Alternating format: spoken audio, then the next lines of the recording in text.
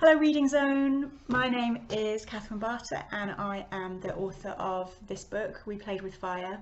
This is my second YA novel and it's inspired by the true story of the Fox sisters, 19th century...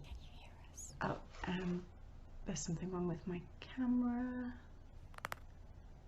Reading Zone, thanks for inviting me onto your channel. My name is Catherine Barter and I am the author of this book, We Played with Fire. This is my second YA novel and it's inspired by the true story of the Fox sisters, three girls who... What is wrong with this? Hello, my name is Catherine Barter and I am the author of this book, We Played with Fire. This is my second YA novel and it's inspired by the true story of the Fox sisters, three young women who caused a sensation in mid-19th century America with their apparent ability to speak to the dead. So in 1848, the Fox family, the parents Margaret and John and their two youngest daughters, Maggie and Kate, who were 11 and 14 at the time, were living in a remote farmhouse in a little hamlet that doesn't exist anymore called Hydesville in western New York State. And it had been a brutally cold winter, and for several weeks they'd been hearing these strange sounds throughout the house, these strange raps and bangs and taps in the walls and even footsteps in the stairs. One night something a bit different happened. The two girls decided to try communicating with this presence or this spirit or whatever it was that was causing these sounds. And it began when Kate Fox called out to this spirit and said, "If you can hear me, do as I do." And she clapped 3 times. And sure enough, they heard 3 raps answering back from within the walls. She tried it again with 2 claps and they heard 2 raps answering back from the walls. They tried asking questions. They asked it to rap out their ages, and this spirit appeared to correctly rap out their ages on the walls. So no one could understand what was happening. They ran to fetch the neighbours. They came and listened. They couldn't understand it. Over the course of that evening, this communication carried on, and Maggie and Kate developed a system of raps, 1 rap for yes, 2 raps for no, that kind of thing, which enabled them to start asking specific questions. And they found out that this spirit was actually the ghost of a peddler who had been murdered a few years before and was now buried in the cellar beneath their house. After this strange night, word began to spread all across New York State and beyond that these 2 girls, Maggie and Kate Fox, had somehow found a way of communicating with the dead. And before long they were being called upon to practice their spirit talking all over the place. Not long after that, lots of ordinary people began wanting to try it for themselves in their own homes, and a whole movement started to grow up around this idea that the dead were still with us and that they could be communicated with, and this movement was called Spiritualism.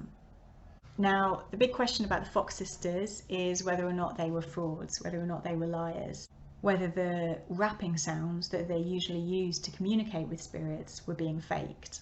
And I didn't want to necessarily give a straightforward answer to that in this book, because I think our relationship to the supernatural can be quite complicated sometimes, and the question of what's real and what isn't is sometimes just a matter of perception. So We Played with Fire is told from Maggie Fox's perspective, and she is 15 years old in this novel, and she is dealing with a strange and frightening experience that she's had which no one believes.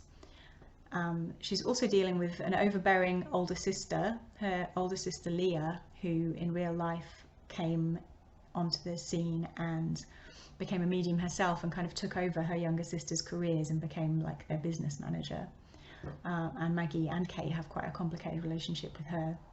It was quite a difficult book to write. I think I almost had too many ideas that I wanted to explore, and there were too many stories within this that I wanted to tell. So I ended up spending a couple of years reading and writing and thinking about the Fox sisters, which was a strange experience in itself, because you sort of feel like you're carrying these characters who were actually real people around in your head all this time, and you're kind of having conversations with them, and sometimes it does feel like they're speaking back, or sometimes it even kind of feels like they're with you in the room.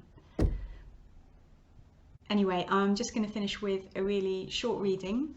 This is from right at the beginning of the book, and Kate and Maggie have been playing down in the cellar underneath their house where they're not supposed to be, and they found what looks like a bone lying on the floor. Maggie had no idea what it was, except that it was a bone for certain, and something about it was suggestive of some part of a human leg, perhaps.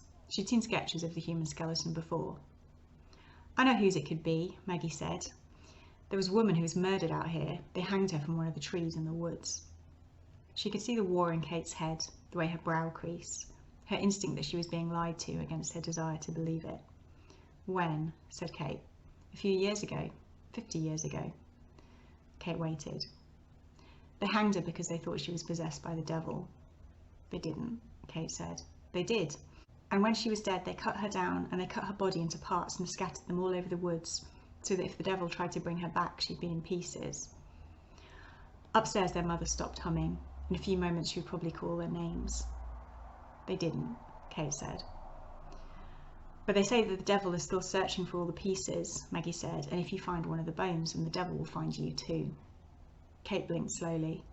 "I don't believe you, and you're not supposed to tell stories like that anymore." "It's not a story, it's true." "I don't believe you," Kate said again, but Maggie could see that she did. It was possible to believe and not believe something at the same time. It was easy. Sorry, is this working?